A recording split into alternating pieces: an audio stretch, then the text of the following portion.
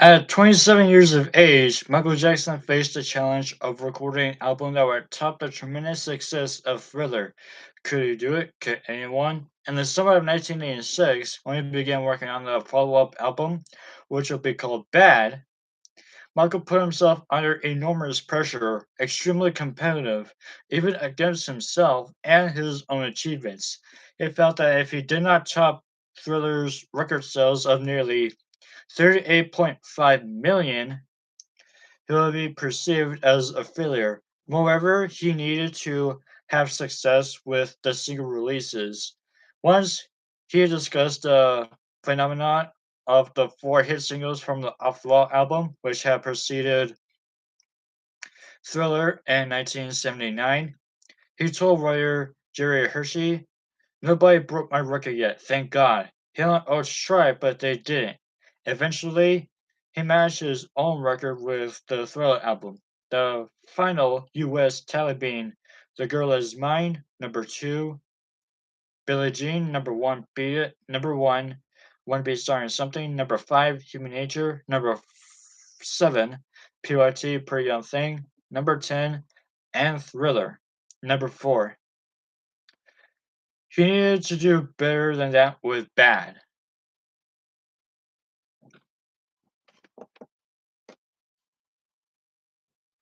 When he began working on the album, he taped a piece of paper that said 100 million in his bathroom mirror.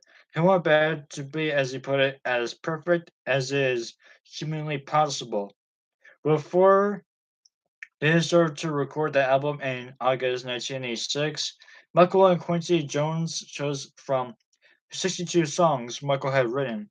50% of the battle is trying to figure out which songs to record.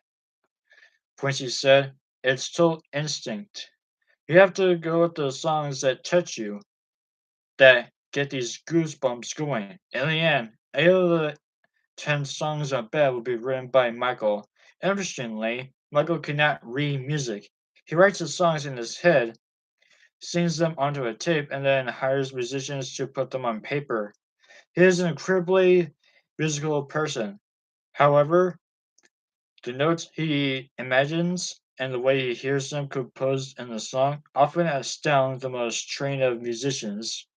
One song planned for the album is a rhythm of blues tuned number intended as a duet, I Just Can't Stop Loving You. Buckner wanted Barbara Streisand to record the song with him, but she turned him down. "I can't believe she turned me down," he said, "because she knows that this is going to be one of the biggest albums in history." Michael suggested that my people get back in touch with her and tell her she's about to make a big mistake. Barbara explained she was interested because she was worried that the age difference between them would make the lyrics seem unbelievable. Plus, she didn't like the song. Frank was unfazed. "I know the song is a hit with or without Barbara Streisand," he said. "Forget her," Michael reasoned. "Let's get Whitney Houston." However, Whitney wasn't interested either. "Believe me, I didn't lose any sleep over it." Frank Delano's of Houston's decision. "Someone should have sit down to Ross." "No way. Bad idea," Michael responded straight away.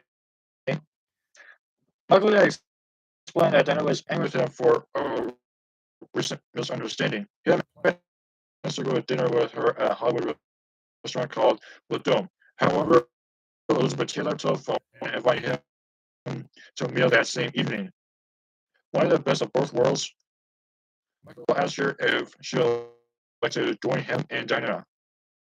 Elizabeth, who must be the center of attention, accepted his offer, as long as Diana met him at the restaurant. In other words, Elizabeth did not want to join Diana's party. She wanted a party of her own.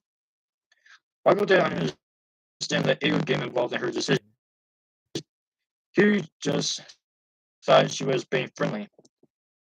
Anyway, the reason on his mind was how magical it would be to have Diana Ross and Elizabeth Taylor at the same table with him. Once he and Diana arrived at the Dome, Michael telephoned Diana to ask her to join him there. Diana was not pleased. She had been person that she was supposed to be his date that evening. This is not the way to do things, Michael, she scolded. She told him that the two of them would have to dine sometime and not with Elizabeth Taylor. She was angry and Michael knew it. She would return his calls. It wasn't the right time to ask Diana to record a duet with him. Instead, Quincy Singer's idea to get her to do the song with Michael, and it would end up the first single release from Bad. A few years later, in 1990, Michael did the same thing to Elizabeth Taylor they had done to Diana Ross. He was scheduled to have Elizabeth at the Hotel Bel Air restaurant in Bel Air, California. However, he left waiting for more than an hour. She ate Cervera caviar, drank champagne, waited, and became increasingly infuriated. When Michael finally showed up, he explained that he had been in the parking lot in his Rolls, talking on a cellular phone to Jackie Kennedy on Nelsis. According to the Metro D, he escorted Michael to her table and was still standing beside him. Elizabeth said, "I would play second fiddle to any woman, not even that woman. How dare you do this to me, Michael?" Michael protested. "But Elizabeth, I have a gift," he offered in his own defense. From his vest pocket, he pulled out a pair of earrings that appeared to be two ovals of turquoise embellished with diamonds. Excuse me. They weren't even in a box. Without a word, Elizabeth grabbed the earrings. She donned her fur wrap and sunglasses at night and flounced out of the restaurant, leaving Michael standing there with the Metro D. He couldn't help but break out into laughter. It had been one of the best antics he'd ever seen. "Oh my god, I can't believe she just did that," Michael exclaimed. His face looked like, "Did you see that? Wow." For some reason, Michael had hard set on recording duets for the Bat album, but the plans never seemed to work out for him. Right now, the album's title track, he decided he wanted Prince to join him in the recording event.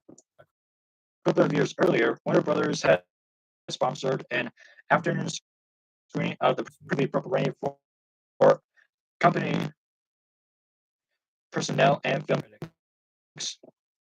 The word in Hollywood was that the film, a drama with music, was so riveting it would make Prince a major movie star. Michael was deeply disappointed that he had not been able to make a strong impression in films. Being so competitive, to see Purple Rain before it was distributed to the public, he arranged to attend Warner Brothers screening. When the house dimmed, Michael stepped into a small theater in the Warner Brothers Burbank, wearing a sequin jacket and sunglasses. Others they were about to go on stage to accept an award. He sat in the last row and watched the film, never once taking off his shades. About 10 minutes before the movie was to end, he rose and walked out. Later, a member of his entourage asked Michael what he thought of the film.